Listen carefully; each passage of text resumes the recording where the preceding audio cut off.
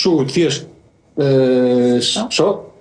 Pastaj ka ndodhur në Arezzo të Italisë. Kam bërë dhe gjithë natën me tren dhe kam rritë atëherë në mëngjes. Tani nuk e di, periudhën ka qenë thjesht takim shokësh, kurse unë doja ta bëja të ëndrrën. Ëndrrën që po thoni. Pastaj në hapat më vendimtare, edhe në kalimin e jetesës si çift, edhe në lindjen e fëmijëve, sa momente shumë të rëndësishme për të dy ju. Shumë të rëndësishme. Pastaj në 2011, jo shumë larg, ne u njohëm diku te 2010, se Odri është shumë mirë me datat, unë nuk jam shumë mirë, them drejtë. Nga 2009 kemi filluar të njihemi dhe nga 2011 erdhi djali, shumë nuk është se pritëm, e donim një fëmijë patjetër, frytin e dashurisë. Që kështu jemi shumë të lumtur, ai është 14 vjeç tani. Dhe kaluam disa peripecira sepse donim të zhvendoseshim në Gjermani. E kishim dëshirën që të lëviznim, që të krijonim diçka të re, të shikonim se si jetojnë në Gjermani, thjesht si një eksperiencë. Edhe përpara erdhi Odri këtu në Gjermani, që kështu mua më desh të rria 1-2 vite me djalin atje në Itali, tek prindrit, tek vjerrat e vjerri, që kështu më desh 1-2 vite të rria. Pastaj erdhim dhe neve këtej, u integruam. Ka qenë disi e vështirë, sepse ne nuk kemi familjar këtu. Ka qenë goxha e vështirë, duhet të them. Tani kemi më shumë se 10 vjet, një 12 vjeçar që jemi këtu. Dhe jemi shumë të lumtur. 2019 na erdhi dhe vajza. Ti keni me jetë të dy edhe shpresoj shumë të jeni gjithmonë të lumtur si familje. Po, pse ky ndryshimi, Eriola, nga Italia duke shkuar në Gjermani? Çfarë nuk ju plotësonte juve Italia, ose çfarë nuk ndjeni duke qenë se kishit edhe afër familjarët tuaj? Çfarë ju bënte mos të ndiheshit të plotësuar në Itali për të dashur Gjermaninë? Atëherë ka qenë një kohë në Itali, ka qenë puna. Unë jam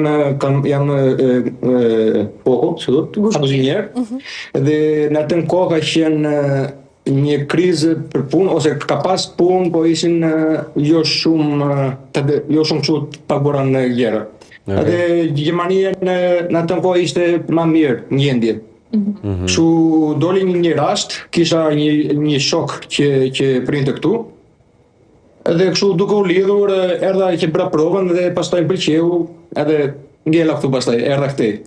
Plus që ne donim bërim dhe një shkëputje, sepse ne kishin si ndim prindrit, por donim të shikonim ja dilnim ne vetë me hapat e tona, të ndronim ambient, të luftonim vetëm për familjen tonë, sepse aty e kishim gati, kur i thonë. E kishim e të vërtet gati, na ndihmonin për fëmijën, për shumë gjëra ishin ata aty. Ndërsa këtej e kuptuam se çfarë do të thoshte të luftosh emigrimi, sepse në Itali kishim prindrit, nuk ishte emigrima i për ne. Po.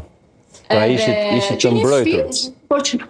Ishim shumë të mbrojtur, po. Edhe këtu me të vërtet jemi plotësuar shumë.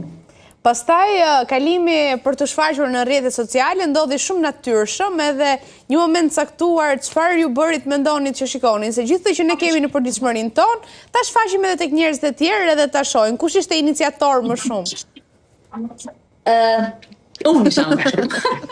Unë isha më shumë sepse me 20 vjeç, të them të drejtën, nuk do ta kisha marrë të hap, sepse nuk isha aq fort emocionalisht që të prisja dhe kritika goxha të forta, nuk është se njerëzit kursehen nëpër komentet që lënë. Kujt i thua kritika të forta? Cilat janë komentet që ndoshta të kanë vrarë, edhe që thua nëse do isha 20 vjeç nuk do e bëja dot dhe nuk do e përballoja? Deri tani unë shikoj të tjerët më shumë. Domethënë kam parë shumë komente në rrjetet e tjera, deri tani kanë qenë goxha të mirë me ne. Ka pasur disa komente, po shumë pak, kur u bët dhe ju që flisni gjermanisht, që aty ka një qëllim që ne e përkthejmë dhe gjermanisht, që mbase ka dhe klientel gjermane që na shikon. Por që në goxhati, po vjera ku mësoj gjermanisht, sepse në disa video është dhe mami dhe babi im, edhe në një mënyrë goxha, po prapë nuk të vrasin, deri tani kanë qenë goxha të butë të mirë, por shpresojmë që të ngelen dhe kështu. Edhe në atë kohë nuk do ta merja parasysh këtë gjë, ndërsa tani me 35 nuk më vrasin aq shumë, të them të drejtën. Dua vetëm t'i bëj të kënaqem, qeshin shumë, ka shumë prapaskena, argëtohemi.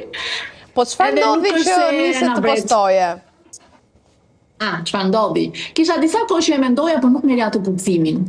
Pastaj ne shkojmë çdo vit gati, do me thënë dhe këtë vit kemi prenotuar për në ski, bëjmë ski. Këta të tre, se unë jo më.